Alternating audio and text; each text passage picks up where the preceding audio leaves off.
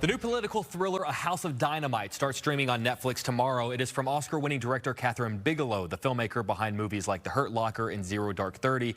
The film follows the government's response to the launch of a nuclear weapon heading in our direction. In fact, it's heading to Chicago. It is sure to get everyone in our city talking. So before it starts streaming, we wanted to take a minute to separate fact from fiction. So we are talking with Kennette Benedict, the senior advisor with the Bulletin of Atomic Scientists at the University of Chicago. First of all, thank you for taking the time. I appreciate you. Thank you for having me. Of course. Now, you did have the chance to see the film, so I'd love to know just right off the bat, what was your initial reaction to it? Well, I thought it was a splendid, splendid portrayal of the complexity, the ambiguity, the speed with which decisions need to be made under these just horrible conditions. And I thought the precision with which they treated the material was really extraordinary, and the humanity. I mean, showing how people every day working, coming to work, national security advisors, they're regular people. Sure. And that all gets mixed into this really thrilling movie. It really is. And, there are so many details that I've found fascinating just about procedures. In a hypothetical scenario, if we discovered that a nuclear bomb had been launched and was heading our way, what's step A, what's step B, what's step C? Are the procedures that are presented in this film accurate in terms of what would actually happen? Yes, I think so. I haven't been in the Situation Room, so I can't say for sure. And I haven't been at Greeley in Alaska. But yes, I think that's clear that they can track the missile that's coming in. They don't know where it came from, which is interesting. So there was a glitch in the system. They didn't have the sensor there that allowed us to know exactly where it was launched from, whether it was North Korea or China or Russia. So that was one interesting piece of it. But yes, the Situation Room, people are looking at everything. And in fact, once a missile's launched, it's about 30 minutes until it arrives in the continental United States. And of course, it takes a few minutes to find it, see it, that is there.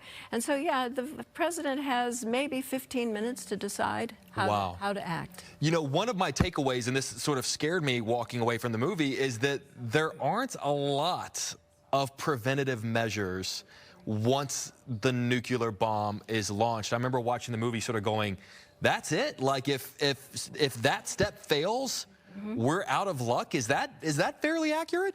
Quite accurate. Really? And in fact, it's very accurate to say that this missile defense, which people talk about, and they've been talking about for decades, and we're talking about it again, it's very hard to hit a bullet with a bullet, as they said in the film. Exactly, and that's exactly what you're trying to do. And so, yeah, it's almost impossible to make it happen. The Ballistic Missile Defense Organization has been testing it. They spent millions, billions of dollars, and the success rate is about 56 to 60%. As he says, $50 billion buys you the flip of a coin. Right. Not to freak anybody out, but about 20-30 minutes into the movie, they discovered that the bomb is heading toward Chicago. Yes. And at that point, I think in the timeline, they've got about 15 minutes left before it lands.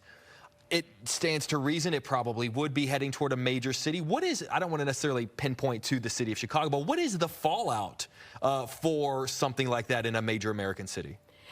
Well, the fallout is the least of your problems. If it were a bomb from North Korea, the last test that they did, we think, was about 150 kilotons.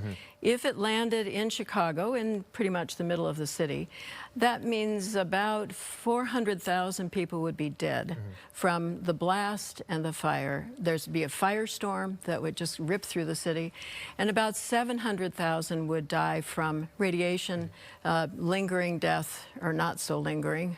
Those would be the fortunate ones, frankly. And the city would be absolutely demolished. Actually, in an airburst, if that's what it was, the radiation gets burned up in the bomb. So the radiation is important, but it's not as important as the blast, the firestorm, and the effects of the heat And correct me if I'm wrong, there's a shot in the film that showcases hypothetically if the bomb were to hit downtown Chicago, but there was this circle that was around it, and the circle went in halfway into Indiana. Like it went into, you know, it wasn't just downtown Chicago. We're talking into other states as well. The region, exactly. And the other thing they didn't talk about was think about the communications network, the transportation, the finance. Think about all that. It would not only be the region, it would probably affect the United States as a whole. It's a fascinating conversation.